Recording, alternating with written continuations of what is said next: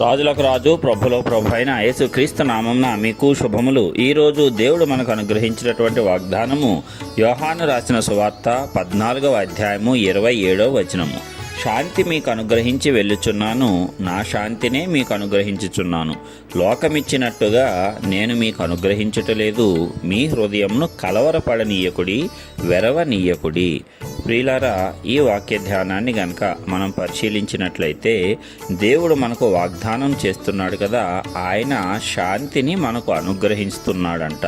శాంతి సమాధానముతో కలిగినటువంటి జీవితం అనేది ఎంతో ధన్యకరమైనది. మరి జీవితంలో అనేక మంది అన్నీ ఉన్నా సరే మనశ్శాంతి లేకుండా జీవిస్తున్నాము అని చెప్పేటువంటి వారు ఉంటారు. అయితే దేవుడు మనకు తన యొక్క శాంతిని అనుగ్రహించి ఆయన యొక్క సమాధానాన్ని మన మీద విస్తరింపచేస్తాను అని వాగ్దానమే చేస్తున్నాడు. కాబట్టి ఆయన యొక్క శాంతి మనం పొందుకోగలము.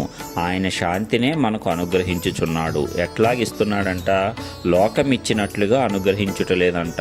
మరి లోకమిచ్చేదేమిటి? మనము మనశ్శాంతి కోసము లేక సమాధానం కోసము అనేకమైనటువంటి దారులు వెతుక్కుంటూ ఉంటాము. కొందరేమో త్రాగుడుతో సమాధాన పడాలని, మనశ్శాంతి వస్తుందని, కొందరేమో సినిమాలు చూస్తే వస్తుందని, లేక కొందరు వేరే వేరే కార్యక్రమాలు లోకంలో చేస్తే సమాధానము శాంతి కలుగుతాయని నమ్ముతారు. అయితే అది తాత్కాలికమైనటువంటి శాంతి సమాధానం మాత్రమే. ఆ 3 గంటల సినిమా అయిపోయిన తర్వాత మరలా మనకి అదే ఆలోచనలు వస్తాయి, మరలా దుఃఖము వస్తుంది. మరి ఆ మద్యం సేవించిన తర్వాత ఆ మత్తు దిగిపోగానే తిరిగి ఆ బాధ అనేది గుర్తుకు వచ్చి శాంతితో మనము జీవించలేము. అయితే దేవుడు చెప్తున్నాడు కదా, లోకమిచ్చినట్లుగా నేను మీకు అనుగ్రహించటలేదు. నేను ఇచ్చేటువంటి శాంతి సమాధానము మీ హృదయములలో ఎల్లప్పుడూ ఏలుచూ ఉంటుంది అని ప్రభువు వేరొక వాగ్దానంలో మనకు చెప్తున్నాడు. కాబట్టి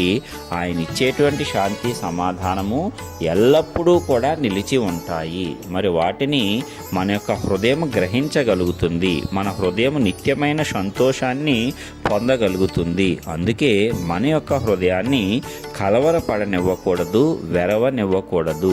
ఏ పరిస్థితి చూసినా సరే కలవరపడకుండా దేవుడు మనకు శాంతిని అనుగ్రహిస్తాడు అని గనక మనం గ్రహించినట్లయితే నెమ్మదిని పొందుతాము. అదేవిధంగా దేవుడు ఖచ్చితంగా ఈ చీకటి పరిస్థితిని మారుస్తాడు. ఈ చీకటి దినములు, ఈ చీకటి పరిస్థితులు అధిక కాలము కాదు, తిరిగి నా జీవితం వెలుగుతో నింపబడుతుంది అని మనము భావించినప్పుడు మన యొక్క హృదయంలో ఉన్నటువంటి భయము అంతా కూడా తొలగిపోతుంది. ఎందుకంటే దేవుడిచ్చేటువంటి శాంతి, దేవుడిచ్చేటువంటి సమాధానము మనలో ధైర్యాన్ని కూడా పుట్టిస్తుంది. మనలో ఉన్న అన్ని భయములను కూడా తొలగించి మనలను ధైర్యవంతులుగా ఈ లోకంలో నిలవబెట్టి లోకములో ఉండేటువంటి ప్రతి విధమైన శ్రమను, శోధనను కూడా జయించటానికి మనకు సామర్థ్యాన్ని ఇచ్చేది దేవుని యొక్క శాంతియే. ఆయన కృప ద్వారా మనము ఆయన యొక్క శాంతిని పొందుకుందాము. అదేవిధంగా ఆయన ఇచ్చేటువంటి ఆ యొక్క గొప్ప సమాధానాన్ని మన హృదయంలో ఎల్లప్పుడూ కూడా ధరించుకుందాము. అప్పుడు ఈ లోకంలో మనకు ఏర్పడేటువంటి అనునిత్యము వచ్చే ఏ పరిస్థితికి అయినా సరే మనము భయపడకుండా, వెరవకుండా ధైర్యంతో ముందుకు సాగి వాటిని ఎదుర్కొని వాటి మీద విజయాన్ని పొందుకుంటాము. ఆ రీతిగా కూడా అన్ని దిక్కులా మనకు శాంతి సమాధానం అనేది కలుగుతుంది. అదేవిధంగా దేవుడిచ్చేటువంటి శాంతి సమాధానము మన యొక్క సరిహద్దులను కూడా విస్తరింపజేస్తుంది. మరి ఆ రీతిగా మన యొక్క సంతోషము, సమాధానము, శాంతి నిలిచి ఉండటానికి కూడా దేవుడు మనకు కృప చూపిస్తాడు. కాబట్టి ప్రియులారా, దేవుడిచ్చేటువంటి శాంతి ఎంతో శక్తివంతమైనది, అది ఎప్పుడూ నిలిచి ఉండేది. ఆయన ఇచ్చేటువంటి సమాధానము మన హృదయములలో ఎల్లప్పుడూ కూడా ఏలుచుండేలాగా ఉంటుందంట. కాబట్టి మనము ఏమాత్రము భయపడవద్దు. ప్రస్తుతము ఎలాంటి వ్యతిరేక పరిస్థితులు మనకు ఎదురైనా సరే మనము నిబ్బరము కలిగి ధైర్యంగా ఉందాము.